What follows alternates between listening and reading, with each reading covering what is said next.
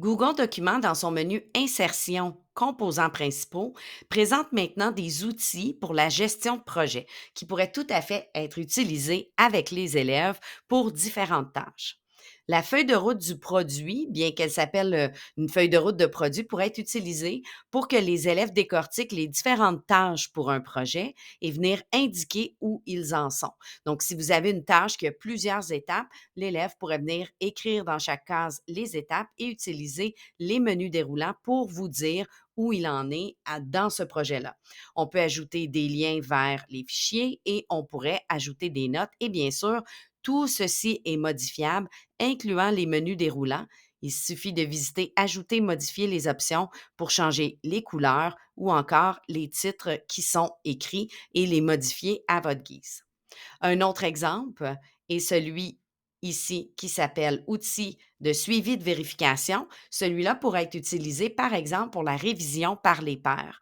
Plutôt que vérificateur, on pourrait venir dire révision, par exemple, ou personne qui a donné de la rétroaction. On vient changer les titres comme on veut et chaque élève pourrait venir écrire son nom et venir dire s'il a terminé sa rétroaction et venir donner une rétroaction à l'élève. On pourrait mettre sa petite boîte en dessous d'un texte avant qu'il soit publié, par exemple. Le suivant s'appelle élément du projet. Oups, je vais aller le placer comme il faut.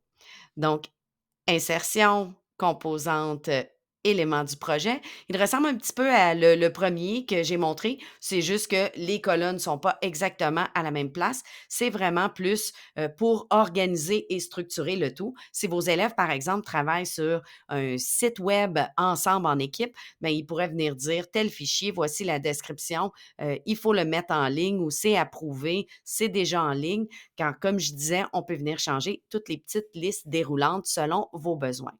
Et le dernier est lancer un outil de suivi de contenu qui peut être intéressant, par exemple, si votre équipe publie des choses sur les réseaux sociaux, vous pourriez venir dire si c'est publié ou pas, mais vous pouvez venir modifier le tout si vos élèves collaborent à un projet. Ça pourrait être, ben voici, j'avais à ajouter des images, voici la description ou le lien vers l'image, je l'ai publié dans notre document telle date.